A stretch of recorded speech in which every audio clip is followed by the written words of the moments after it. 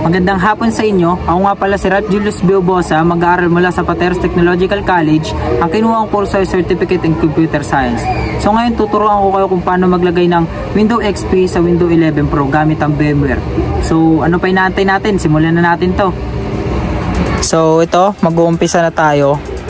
Pinakauna nyong gagawin ay pumunta sa Google, then i-search nyo tong TechSpot, then i-download nyo tong Workstation Windows 17 60.2. Yan yung repair ko, pero pwede rin naman tong Workstation Window.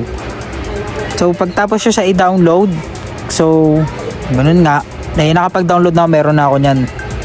Ayan na yung Workstation Pro 17, meron na ako. Then para makagawa tayo ng Windows XP, kita nyo to nasa taas, lalagay nyo lang yan Windows XP Professional, then pindutin nyo lang tong ISO image. Yan, meron na rin ako nyan, nakapag-download na ako So punta na tayo dito sa VMware. Next, yan, i-browse na lang yung dinownload nyo Windows XP, lalagay nyo dyan, then next lang. Babaan natin yung maximum disk nya na 30 para doon sa gagawin natin partition. Finish. Yan, processing na siya. Then may nakikita kayo dito, di ba? May makikita kayong enter dyan. Yan, enter. Continue lang po. And install. Then yan. Medyo mahaba-haba rin yung pag-aantay natin dito.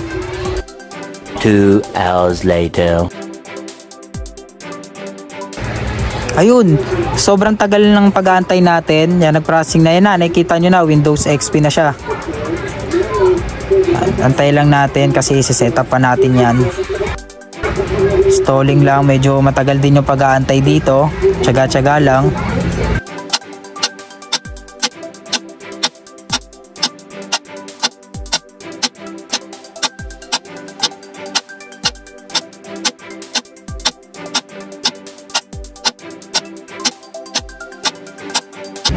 So ayan na nga, may lumabas na, 'di ba? Then next nyo lang yan. Then maglagay kayo ng kahit ano. Lagay ko syempre pangalan ko yan, Ralph. Then organization, kahit school na lang ilagay nyo. And then next. Ang product key, sa product key naman, syempre babalik tayo sa Google. Yan. Nakikita nyo yan. Kahit ano dyan, search nyo lang Windows XP All Edition product key din. Kahit ano dyan gumagana. So pinili ko tong pinakauna. Then itatype na natin siya.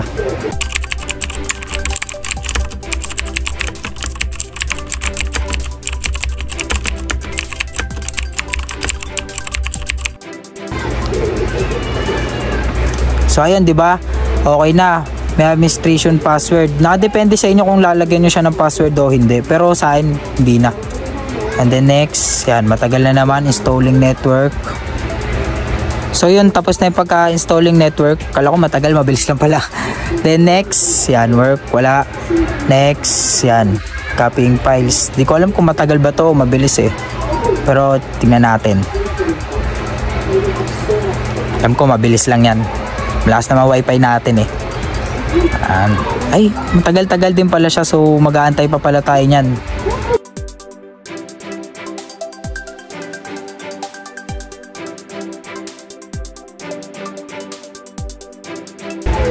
So ayun, tapos ay pagsisetup natin ng Windows XP, lumabas ulit.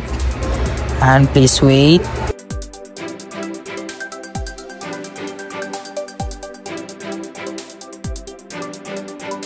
So yun na, welcome na, 'di ba? Yan. Pindutin nyo yung help. Yan, not right now pala. And skip nyo yan. Skip nyo lang. Gawin nyo. Yan, basa-basa din. Yan, no. Lagay natin no. Next, yan. Pwede kayo maglagay ng ano dyan. Syempre nalagay ko Ralph, then Sean. Favorite character ko sa isang movie. So in-next na lang yan. Yan. So yan na.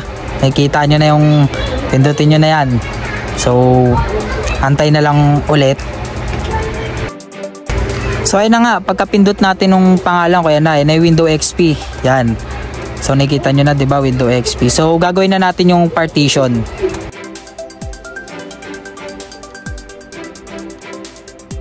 Hanapin lang natin at medyo nalilito pa.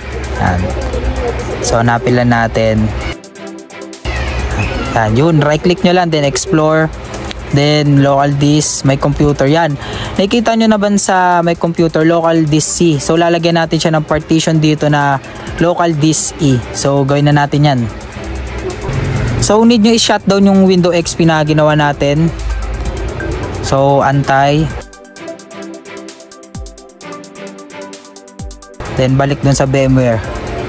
So pagdating dito sa Windows, right click, yan, settings, then nakikita nyo yan yung hard disk IDE. Then pagka napindot nyo yan, may makikita kang expand. So diba 30 siya, dadagdagan natin siya ng 40 para doon sa partition na gagawin natin. So ayan na. So ayan na, processing na naman. Okay na yun. So gawa na tayo ng partition. So yun, okay na. So refresh. Then yan, explore.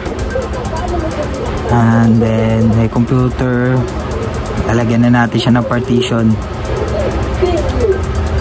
And control panel. Pindutin nyo yung control panel, then antay ulit. And switch to classic. Yan, administrative tools, computer management. Then hanapin nyo yung device manager. Device manager ba? Wait lang, hanapin natin. At naguguluhan din ako kung saan ba talaga. Hanapin lang natin guys, wait lang.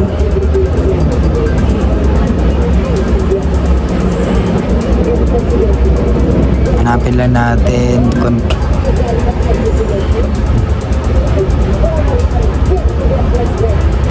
Yun, nahanap na natin yung disk management. Yan, ito yung lalagyan natin partition. Yan, new partition, next. Yan, extend, next lang. Yan, so may partition na tayo. Lalagyan natin siya ng pangalan. Next. Yan, so E. Yan, next lang ng next. Loading. So yan na, diba? Check natin kung nandun na sa may computer.